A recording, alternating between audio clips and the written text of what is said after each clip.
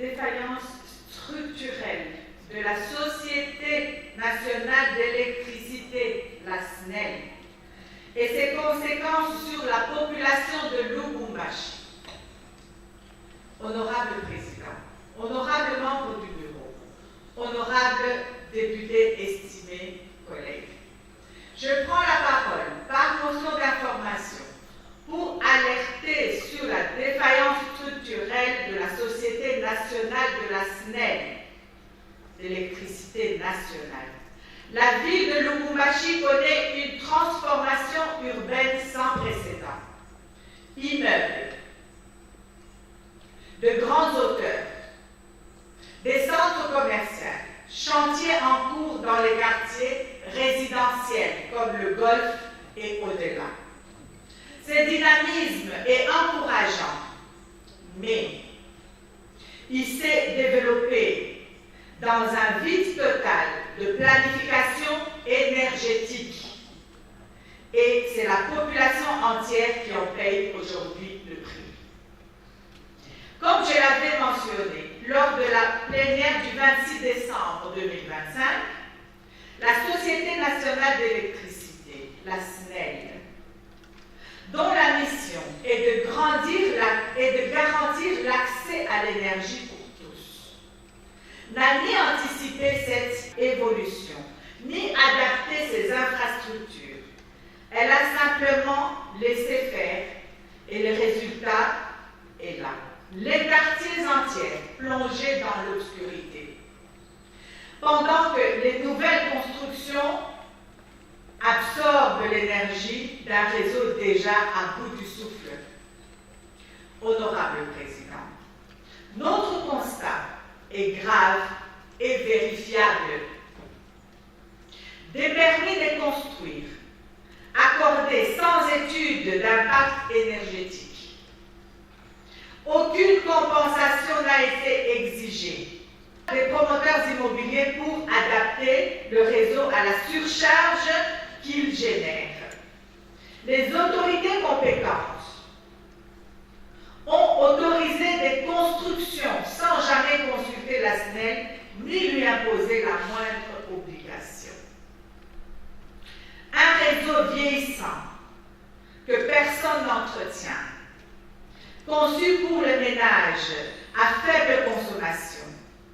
Le réseau de Lubumbashi n'a pas été renforcé pour absorber des pics de charges liés aux nouvelles infrastructures. Comme conséquence, les pannes se multiplient et s'aggravent. Une facture forfaitaire imposée aux habitants qui sont les clients de la SNEL.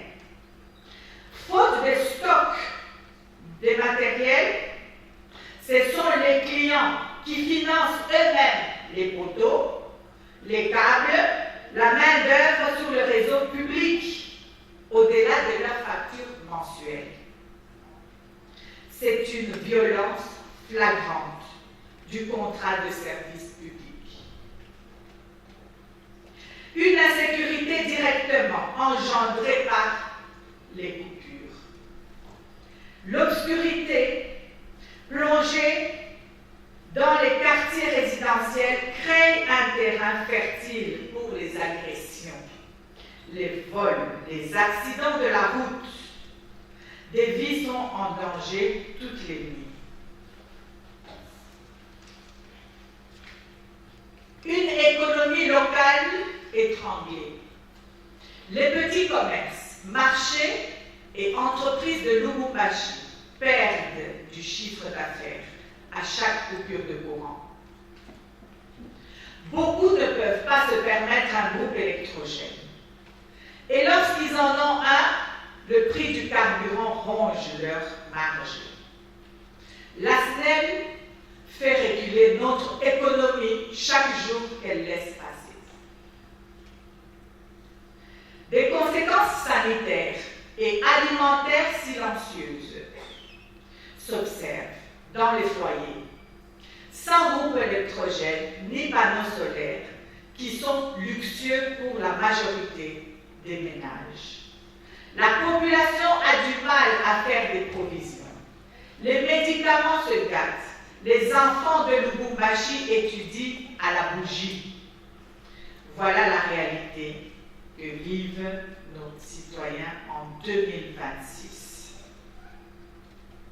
Honorable Président, honorable membre du Bureau, honorable député, estimés collègues, face à cette situation inquiétante, nous sollicitons votre implication. Je recommande à notre Assemblée provinciale ce qui suit. Inviter le directeur provincial de la SNEL pour nous fournir le plan cartographié de la distribution d'électricité dans la ville de Lubumbashi avec le respect de nomenclature. Nous présenter un audit indépendant s'il existe.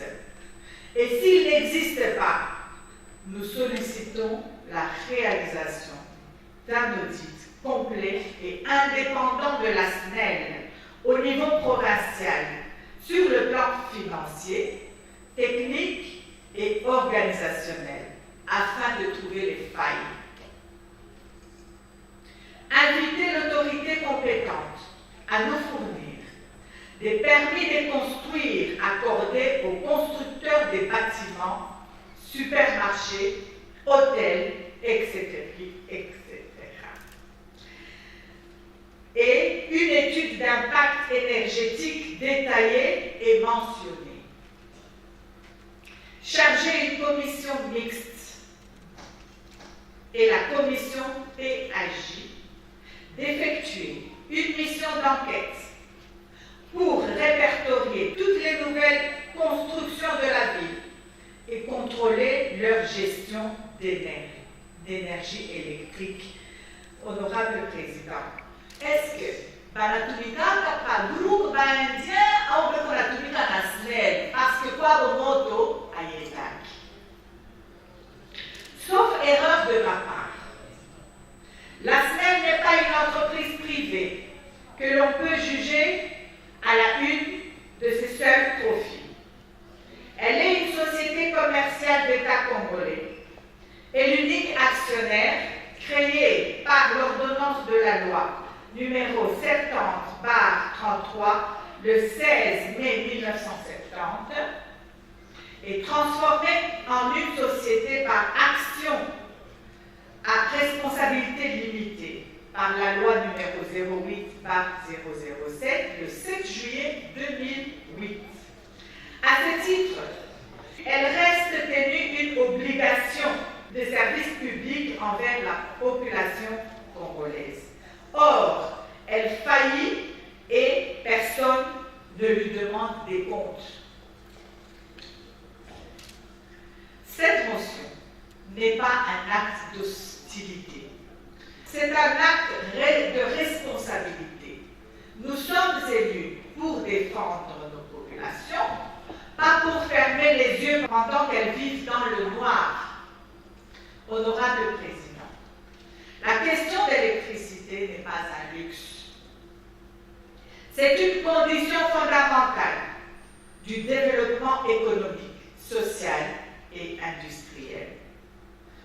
Il est donc urgent de passer de la gestion de la crise à une réforme structurelle durable du secteur énergétique. C'est dans cet esprit que je soumets cette motion à l'appréciation de cette auguste assemblée. Je vous remercie. Merci beaucoup, honorable. Merci pour les efforts fournis pour nous donner cette information. Pour ce qui est en notre pouvoir, nous pouvons inviter le DP pour nous faire un état des lieux. Parce que la matière ici, elle est concurrente. Il y a beaucoup plus ce qui concerne le pouvoir central. Parce que la réforme énergétique ne peut être faite au niveau national. Mais nous, ce que nous pouvons faire, c'est de demander au DP de la semaine ici de nous faire l'état des lieux, les installations et la capacité de fournir de l'énergie. ce que j'ai, sauf les rêves de ma part, c'est qu'il y a 7 ans, le Congo tout entier, tout comme la ville de Lubumbashi, n'était servi à 9% d'énergie. Aujourd'hui, il y a des efforts consentis, là où nous sommes passés de 9 à 22%. Mais cela n'est pas toujours suffisant. Vu donc la démographie qui ne fait que s'agrandir, vu aussi donc, les constructions qui naissent tous les jours ici, ils demandent aussi qu'il y ait donc une politique par rapport à ça. Nous allons devoir inviter le DP de la semaine, on va vous associer, et on va appeler aussi nos amis des aménagements des territoires du jour. À ce moment-là, nous allons essayer de parler, si possible.